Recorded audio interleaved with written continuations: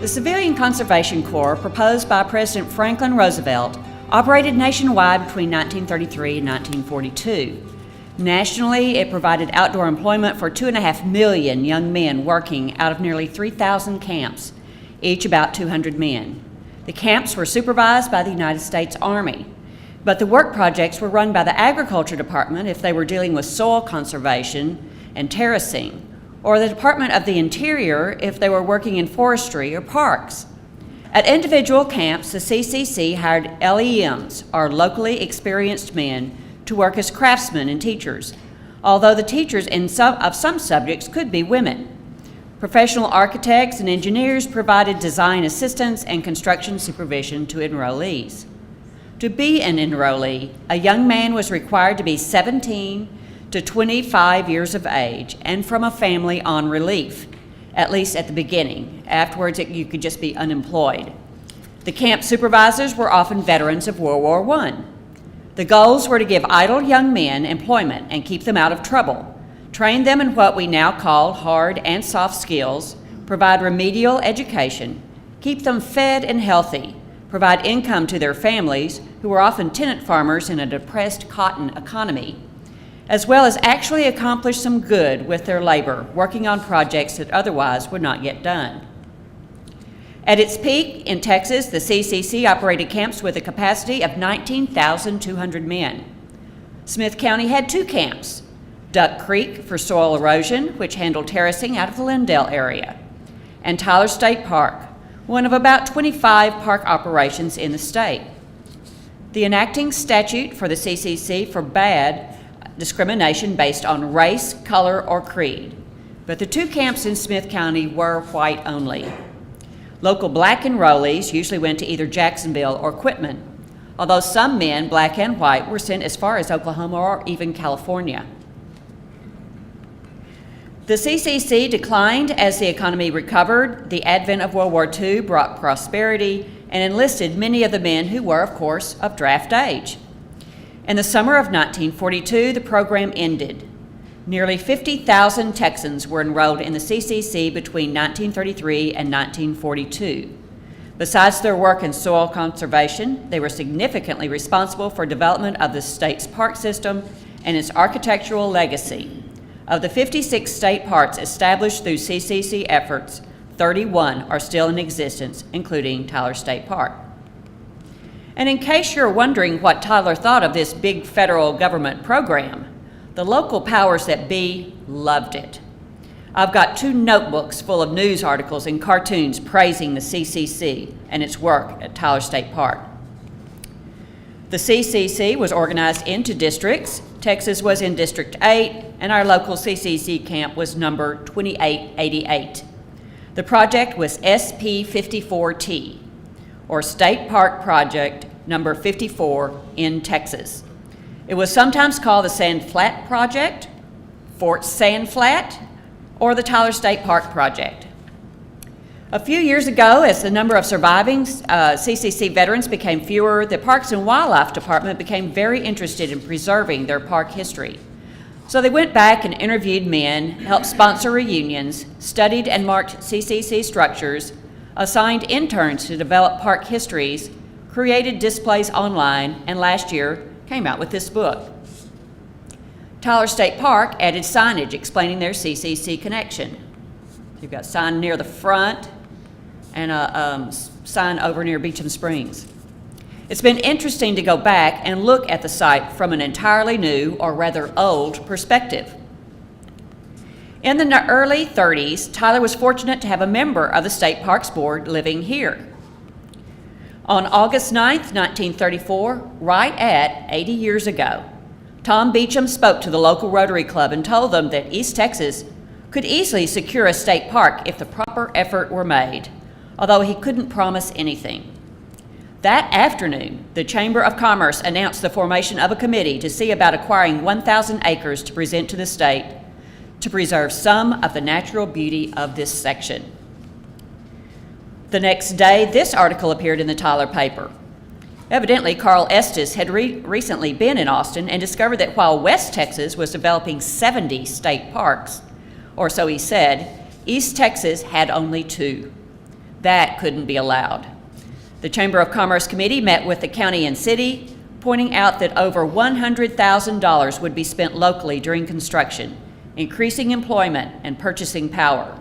They hoped for a donation of land with rough topography not suitable for farming. The committee looked at 6 locations, discarded 1, and obtained options on 3. Park engineers and landscape architects from the State Park Board brought that down to 2. They unanimously chose a site at Sand Flat, 7 miles north of Tyler, a 15-minute drive at the time, which they compared to the existing Bastrop State Park site. It was 1,000 acres known as the Longacre Tract, although there were actually 16 landowners to deal with. It was described as having thickly wooded sections, rugged canyons, and high overlooks over the lake site, with natural springs, a paradise of pine trees, an ideal location. Now, to actually acquire the land and get the federal construction funds. The county commissioners, by a simple vote on November 12th, had agreed to contribute $10,000 for half of the purchase price, but the city council ran into a legal snag. They were not allowed to issue bonds on so short a notice because a park was not an emergency. The city taxpayers would have to vote their approval. Time was short because the proposal for both the construction funds and the CCC camp needed to be in Washington in January. The election was called for December 27th. It wasn't even close. With the federal government building the new park and the state government maintaining it, and with all of those people employed in buying goods in Tyler, what was a $10,000 bond issue? First thing was to buy the land from the 16 owners at an average of almost $20 an acre, give or take, depending on the plot. That was done by February 3rd, 1935. By the end of May, the CCC camp was approved and they were ready to go. They were also announcing the enrollment of young men who came from families on the relief rolls, mostly from Smith, Upshur, and Gregg counties. Since they were required to send most of their pay to their families, that meant that 200 area families would come off of relief. The location of the actual CCC camp is near the highway, just past the entrance on the north side of the park road. Notice the pecan grove marked on the other side of the fence. And it's still there, although it's not in the best shape. This is where it is on the current map. It's the park work headquarters, and it's off limits to visitors. And here's an aerial view taken from the newspaper. There is one CCC building still left, which is used for storage, although it's been reworked many times. That's what it looks like on the inside. Out in the woods, you can find other remnants and reminders, such as this metal top to a latrine. And these concrete basins, more latrine. There's more, but I was told it's way out in the poison ivy and I should come back in the wintertime. By the beginning of June 1935, they were awarding contracts for the 5 40-man temporary barracks. That's what they look on the inside.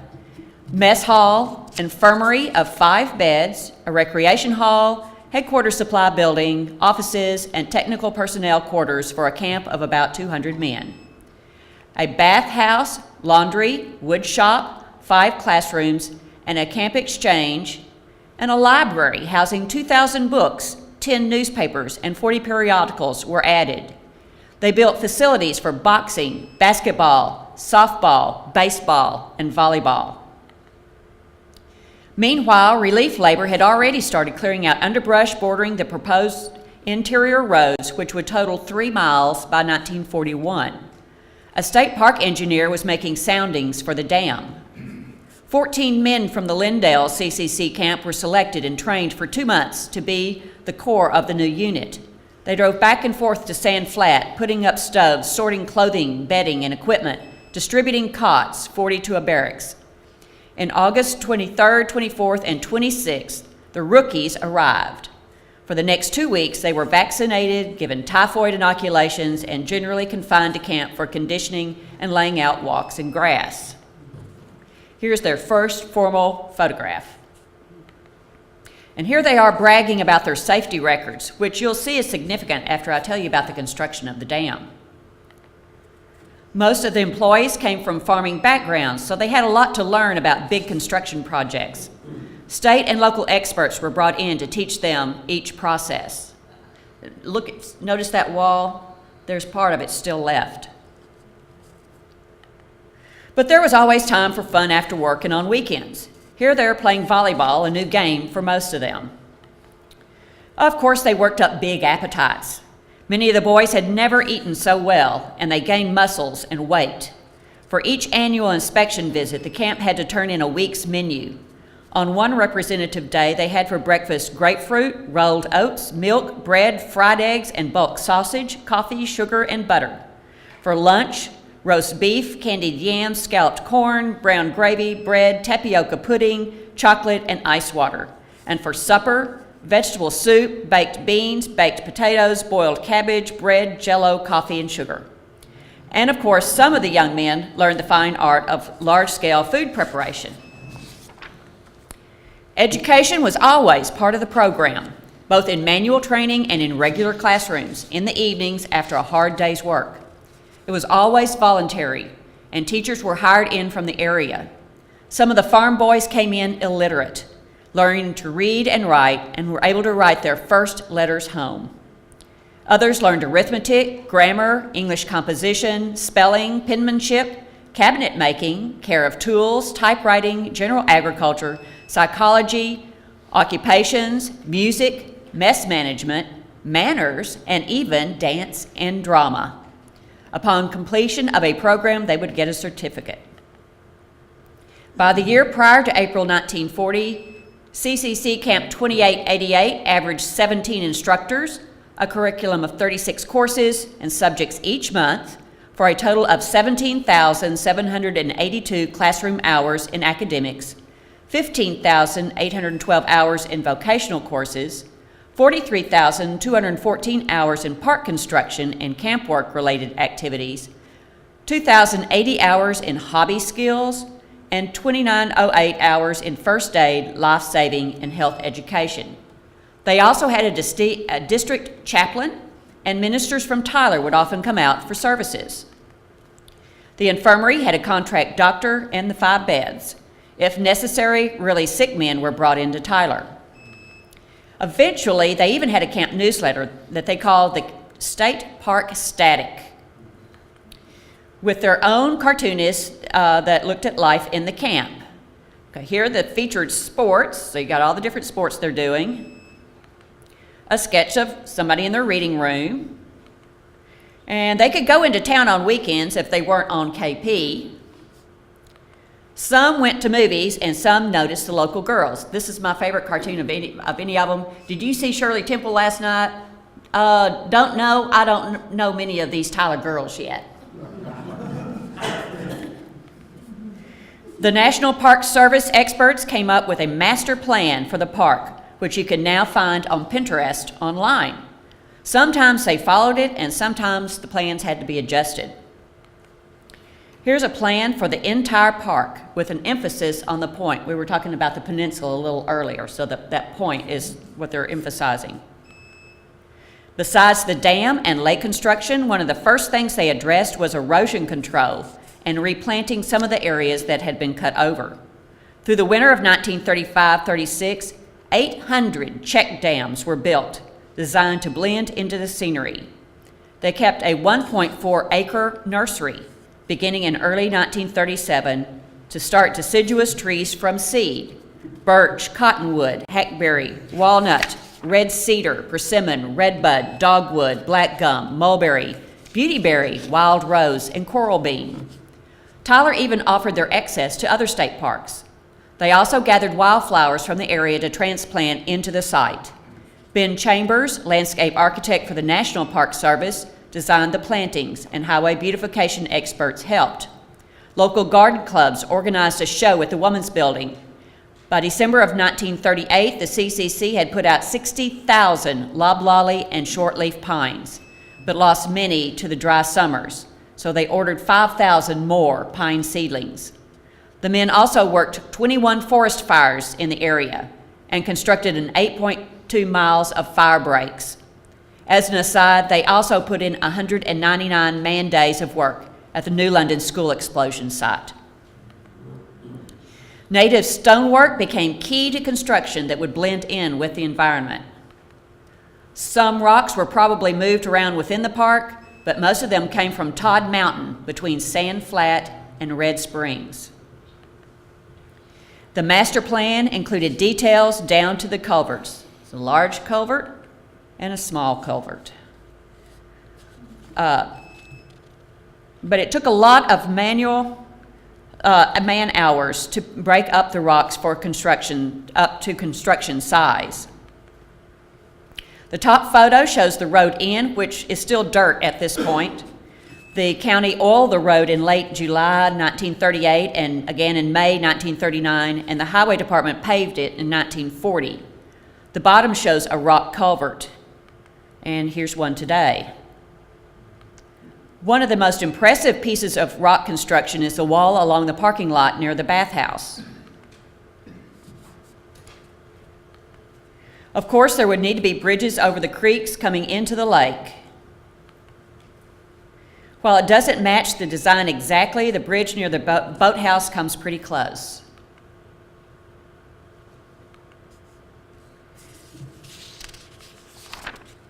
The biggest project, of course, was the dam. After engineers did the soundings and drew up the plans, in October 1935, they brought in a steam shovel to dig down to the hard foundation. It only got down about 14 feet along an 800-foot length when it hit a layer of quicksand and had to pull out. After that, it was all pick and shovel work. Walls had to be blocked.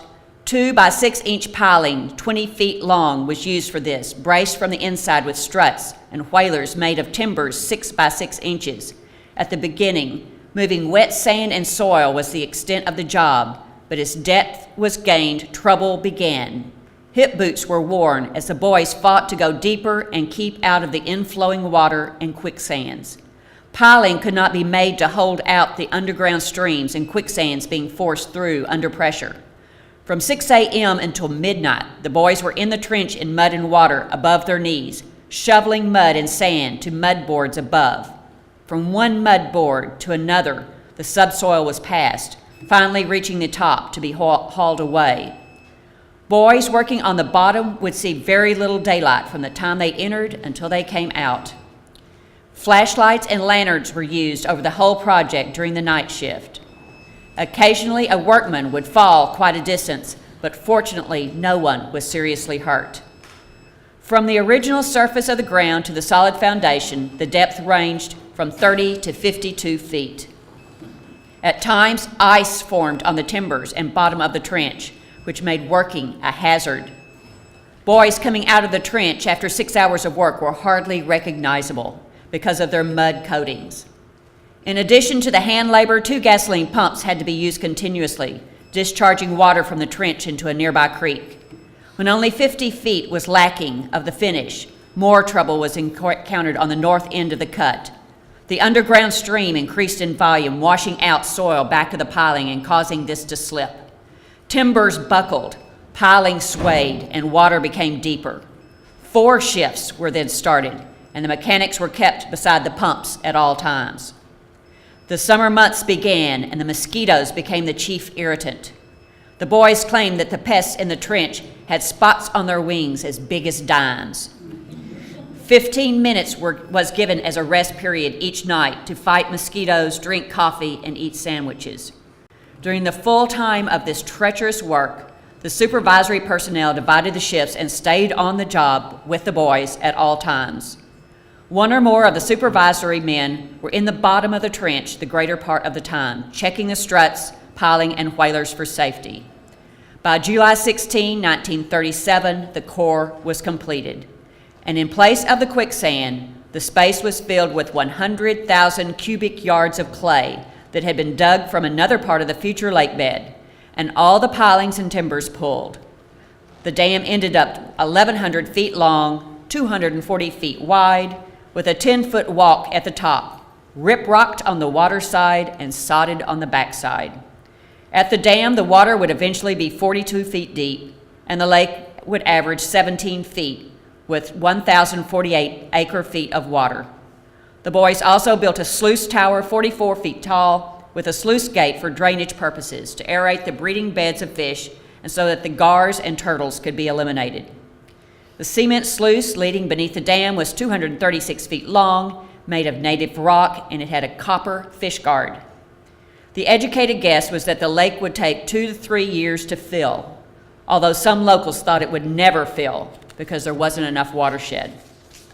It finally hit the high mark in December 1940, and by March of the next year it had 12 inches too much water. Using the sluice, it should have taken 252 hours to drain. According to the park superintendent, this dam will last as long as any of us live, and our grandchildren also. Yeah, the old-timers can now laugh. The dam broke on September 12, 1963, and it took only a half hour to totally drain through a 100-foot gap. But that's a whole story of its own.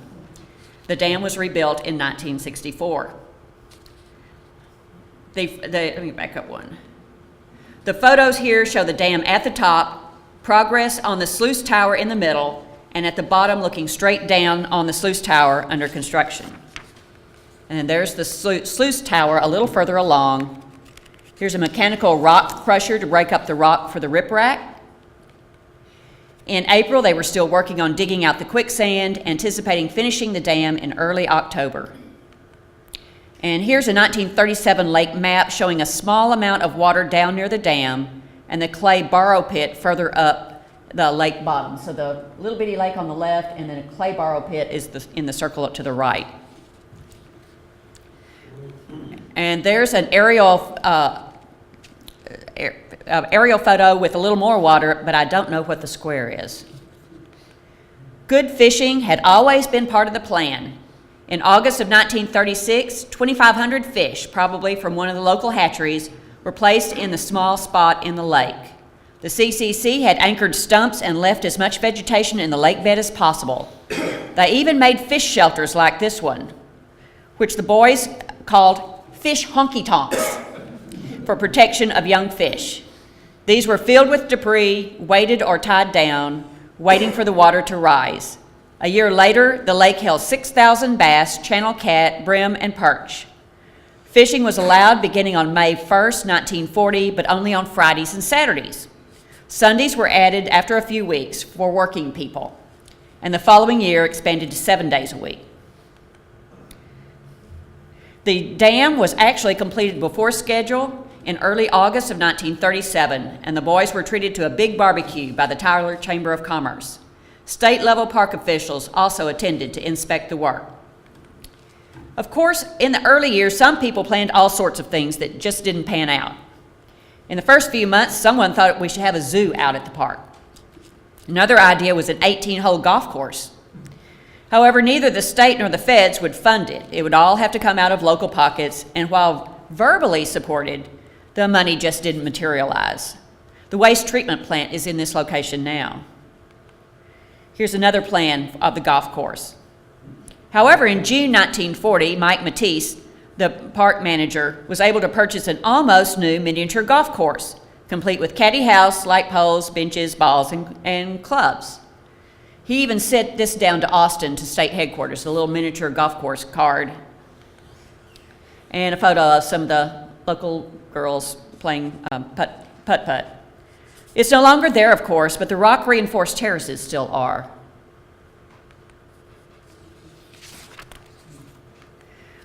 There was also plans for a stable and corral for over 100 horses with bridle paths.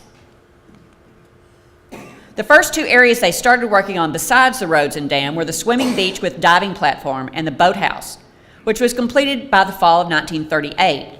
The top left shows the concrete piers of the boathouse under construction, and the bottom left is the diving platform under construction.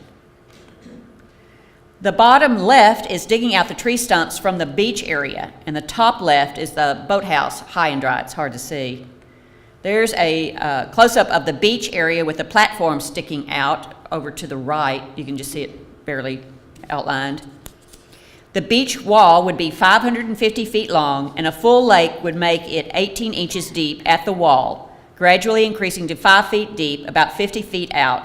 The whole 2.5-acre area covered in 2 feet of washed sharp sand, not muddy-bottomed.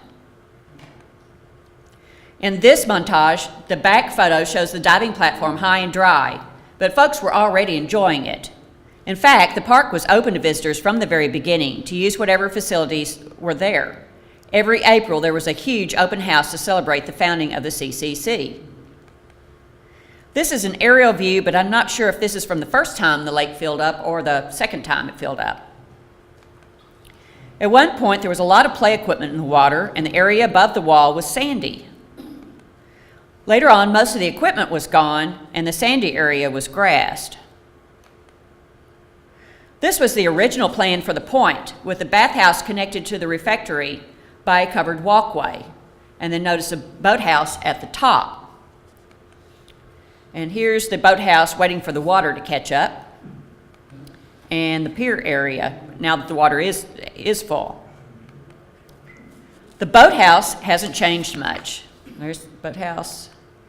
And from the end of the pier, and looking back up the steps, you can still rent either paddle boats or canoes.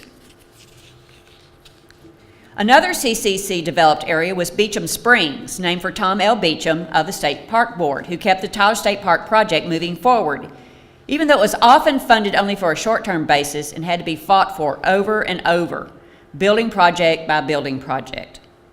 Beecham Springs is very easy to overlook. It's right at the entrance to the park to the left. The abundance of natural springs was one reason the sand flat location was chosen. The CCC created a spring-fed, concrete-bottomed basin for small children to play in, away from the dangers of the bigger lake. Although the big girls could enjoy the wading pool too. As the sign says, the springs got silted in. Let's see, bring it back to the.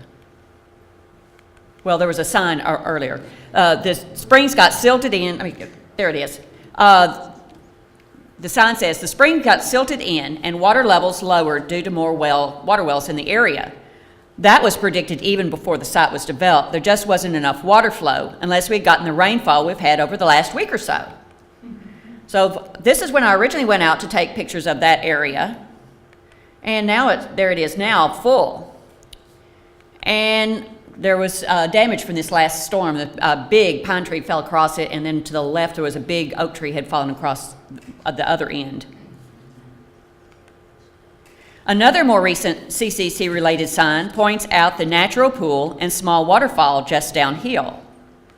So there's the waterfall, the pool with the steps, and closer up of the steps. Those are original CCC concrete fake sections of logs used as steps. There were a number of picnic tables in that area, and of course you would need latrines as well. So there's the ladies, and that's the leftovers from the men's latrines. Here are 3 different elevations taken from the original plans for the main buildings of the point: bathhouse, refectory, and boathouse. Note the connecting covered walkway between the bathhouse and refectory, as well as some fancy planting areas. Joe C. Lair was the architect, and he decided not to go with the National Park Service rustic style, which was used in so many other CCC parks. Instead, he went more modern, closer to the prairie style of Frank Lloyd Wright, using concrete and wood framing and emphasizing geometric forms, lots of horizontal lines and circles. Tyler's buildings would be some of the last of the CCC construction in Texas. So there's the layout of the point. And here is the original bathhouse design. Notice the big rounded steps going down toward the water, and the broad walkway to the left with pillars and steps, and steps over a little bit further. And this is what they actually did. The center circular overlook with the steps down each side, each ending with a broad circular newel. Notice the center service area between the two wings. 400 bathers were to be accommodated. Construction began in December 1938. And this is what it looks like now, and the center section, which is where you would check in your clothes, is now gone. So that's out front, showing the horizontal lines, and this is the back side, and the steps that go down to those circular newels, and looking out across that big circular sort of porch area, looking towards the diving pier, and then looking right towards the dam, and then looking back towards the bathhouse. The last building to be constructed was the refectory, or concession building, and it was delayed due to lack of funds. Local leaders went to Austin to talk to the state board in June 1939, but there was no money available at that time. A year later, the State Park Board, the Federal Park Service, and the city and the county kicked in $2,000 each to get that project started, as well as a park manager's house and the entrance markers. The refectory opened in late May 1941. The plans for the refectory or dining room made it ideal for parties. The dance floor was a nice, large, very smooth, and a dais could be used for musicians or a jukebox. Unfortunately, the refectory burned in March of 1988. They were able to reuse the front concrete features and the back concrete features, including the dance floor, but the enclosed dining area was not replaced. It's now just covered and open. That's a view from the dance floor towards the diving area. And it has a little area around the edge that can be used for small tables or chairs. And that's the view towards the dam. The caretaker's home was also completed by the end of 1941. The very last piece was an entrance keeping with the design of the more modern motif of the buildings. And they accomplished that very well with a continuation of horizontal lines and circles. All through the park construction, people were invited out to see the progress and visit with the CCC boys. Seeing progress would also help in getting political and financial support to finish the project. And came they did. It seemed that almost every organization wanted to have a picnic at the park or go swimming. However, despite the fact that it had been constructed with local, state, and federal tax funds, only whites would be admitted. In July of 1939, Elbert Gentry, the White County agent, asked the park superintendent if the Black 4-H Club boys and girls could have their annual encampment at Tyler State Park. He was referred to the State Park Board and was told, "We do not have an area in the park to take care of any colored organization whatsoever." A year later, Professor J.M. Hilliard of Texas College asked the park manager for permission to have a Juneteenth picnic there. Mike Matisse reported to Austin that he told Hilliard, "We had never had any colored people in the park, therefore it would be necessary for me to find out more of this. Personally, I think it would be bad business." In a letter marked "Confidential Race Problem," the state park's director of operations responded, "Please explain to the Negro heading this group diplomatically that you feel it would not be wise to mix the races of the people in the park, and further that no picnic areas had been provided for the colored race. In explaining this, please do so without quoting the Texas State Parks Board, as frankly, there is no possible way the board can prevent them from coming into the park. But we certainly do not want this to happen. Due to this fact, we are going to depend on your good judgment and discretion to handle the situation so that the Negroes will not bring any pressure on the board for the use of these facilities." That same year, another person asked about going to the park. Matisse reported to Austin that, "We found out he worked for the Citizens National Bank. I at once contacted the vice president, Henry Bell, who I'm sure has stopped that for good. I put a stop to the one I wrote you about. I don't know if Bell did anything or not. This, of course, would not be the end of it, but that's for a program I'm going to give at Nacogdoches in October." In June 1939, the Tyler Transit Company started running a regular route out to the park every summer and into the fall, leaving the lot near the central fire station every hour. The kid at the information kiosk noted the state of the license plate, took down the number of adults and children, and asked what activity each would be enjoying that day. The survey was duly reported to the Tyler newspaper and probably also to the State Parks Board. Underground trash receptacles were provided, 79 of them. Sam Nash, the cartoonist for the Tyler paper, loved the park and urged that the CCC be made permanent. And it's Father's Day one. And then he also fussed at people who left things a mess. By the end of the summer of 1937, 38 picnic tables had been built on site, which would grow to 108 by 1941. And in early 1938, 22 camp cooking grates installed with rock sides.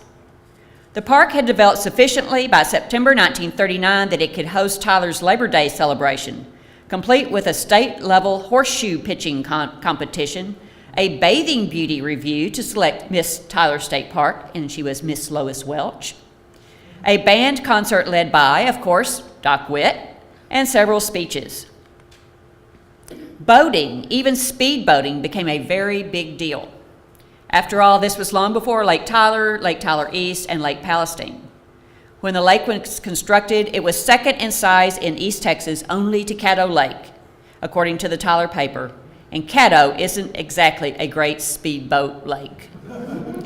Motorboats had been allowed in early 1940, but they muddied up the water, and Mike Matisse decided to discontinue issuing permits. At that point, very hot letters poured into the Parks Board in Austin. After all, the well-to-do of Tyler had purchased speedboats largely because of the lake, and they threatened to take the matter to their state senators and representatives. At the beginning of the 1941 season, Matisse invited speedboat owners out to the lake to test if their activity would interfere with swimming. As a result, boats with outboard motors were allowed on Sunday afternoons and nights only, with races on special occasions. By April of 1940, CCC building focused on finishing up the concession building, caretaker's home, and the park entrance. They still sponsored the annual April Happy Birthday to the Civilian Conservation Corps event. The 4th of July 1940 saw almost 16,000 people at the park, a record number. Later that summer, the park featured popular exhibitions of deep water diving, boxing, and wrestling. The inspection report for April 28, 1941 stated that, with the exception of the floors of the combination building and the repairs to be done to the spillway, I believe that the park conforms as nearly as possible to the master plan as we can hope for. Superintendent Henry assured me that if weather conditions would permit, the floor in the combination building would be dyed and properly finished before he left the park. Otherwise, it would be completed by the side camp of 50 men, which is to be retained in this area until the spillway repairs are completed. The road leading to the backside of the park is complete, and with the exception of a sand pocket, it was in good condition, having been recently bladed with National Park Service equipment. And at this time, it might be said that the Highway Department will hold in abeyance the paving of this road until these sand pockets and fills have settled and are in such a condition to be feasible for the blacktopping. At that point, as most of Camp 2888 prepared to move on to Possum Kingdom Lake, Sam Nash recognized the contribution it had made, both to constructing Tyler State Park and to helping to build so many worthy young men. When later interviewed, Texas CCC graduates often called these years some of the best of their lives. They had moved away from home and learned self-discipline, how to live and work well as a team, some as supervisors. They managed basic healthy hygiene and learned new manual skills as well as additional academics. Many of them shifted easily from the CCC to the World War II military. Selwyn Bergen from near Winona, who spent some time in the Lindell camp but not at Tyler State Park, later reflected, "I have to go along with it when they call the CCC Roosevelt's Second Army. We were ready. All they had to do was show us how to use our rifle and what to do. 90 days after I went into the service, I was overseas. I went through Marine training. I didn't hardly realize I was in the service because we all had this experience, and they needed us. That was the kind of man the CCC made. The park was formally dedicated and handed over to the state on June 14, 1941. The president of Stephen F. Austin, Dr. A.W. Birdwell, was the featured speaker, along with Judge Tom Beecham. Numerous politicians who had assisted in securing funding through the years were in attendance. Both Doc Witt's band and the Pine Tree High School band performed. On Sunday, the celebration included speed boat races for up to 33 1/3 horsepower engines, a total of 22 boats. 26,573 people watched from the shore. And the Tyler Paper photographer couldn't resist a few of the other attractions out at the lake. The CCC side camp finished its repair work on the spillway on September 21, 1941, and left to join the rest of Camp 2888 at Possum Kingdom. Smith County took over their buildings at the park and planned to make them available to White Boy Scouts, Campfire Girls, 4-H Club boys and girls, and Sunday school classes. Of course, Pearl Harbor was less than 3 months away, and the world would change forever. And that is where I'll leave my research for now. Here's a map of what Tyler State Park looks like now. This map has the CCC and historic sites noted. And this one shows the large number of campsites that have been added over the years and the even newer mountain bike trails. It's still a wonderful park, now truly open to all, 80 years since the Tyler leaders decided to preserve some of the natural beauty of this section for generations to come, with the help of the Civilian Conservation Corps. Thank you.